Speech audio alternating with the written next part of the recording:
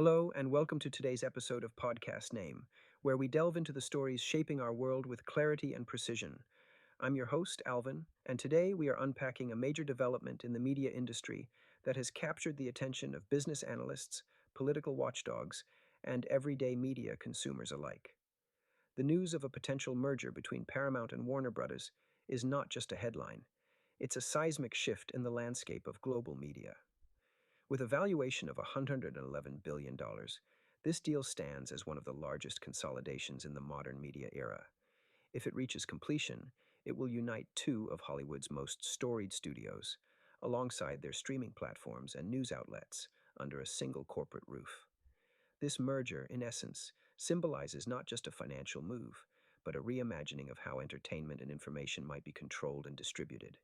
To fully grasp the magnitude of this proposed merger, we must consider the broader context of the media industry today. Over the past decade, technological advancements and shifting consumer habits have forced traditional media companies to adapt rapidly. Streaming platforms have revolutionized content consumption, offering unprecedented access and convenience, but also challenging the economic models that studios relied on for decades.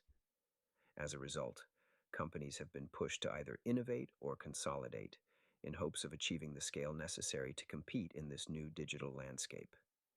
This merger, therefore, is a strategic response to these pressures, an attempt to pool resources, reduce costs, and expand bargaining power. Proponents argue that such consolidation could lead to more efficient operations and potentially more investment in diverse content creation. However, we must also acknowledge the potential downsides. By concentrating so much influence and capacity within one entity, there is a real risk of narrowing the diversity of voices and perspectives available to consumers. In an industry already prone to significant gatekeeping, further consolidation might diminish competition and limit consumer choice. The political dimension of this merger cannot be overlooked. The fact that the merged company would be controlled by a billionaire with close ties to President Trump raises valid concerns about the influence of media ownership on political and public discourse. The intersection of media, politics, and business is a delicate one, and the implications of this deal extend beyond simple market dynamics. Antitrust laws are designed to prevent monopolistic practices, ensuring fair competition and protecting consumers. The approval of this merger tests the boundaries of these regulations and poses difficult questions about whether regulatory decisions are driven purely by economic considerations or influenced by political affiliations. For the media industry, the effects of this merger could be profound and multifaceted. On one hand, the combination of Paramount and Warner Bros. Assets could lead to significant restructuring. Redundancies may result in layoffs, and overlapping content libraries could prompt a reevaluation of theatrical release strategies. On the other hand, the merger could also create a powerhouse capable of developing and distributing content on a global scale more effectively. The decision-making processes of this new entity will be under intense scrutiny, especially when it comes to maintaining editorial independence in its news divisions. In an era marked by declining trust in media, safeguarding journalistic integrity is paramount.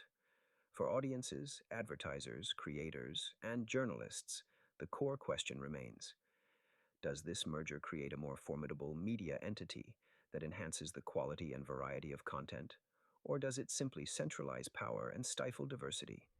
The number of companies that shape what we watch, stream, and read has already diminished over time, and this merger could exacerbate that trend. While there is potential for innovation and improvement, there is also a danger that the consolidation could lead to homogeneity in content and a reduction in the richness of perspectives available to the public. In closing, this story is not just about corporate finance. It's about the evolving nature of our information ecosystem. It speaks to the delicate balance between innovation and monopoly, independence and influence, diversity and concentration. As we continue to monitor the developments of this proposed merger, it is crucial to remain vigilant about the broader implications it holds for our media landscape and, by extension, our society. Thank you for joining me today on Podcast Name, where we strive to make sense of the complex world of media and beyond. Until next time, stay informed and stay curious.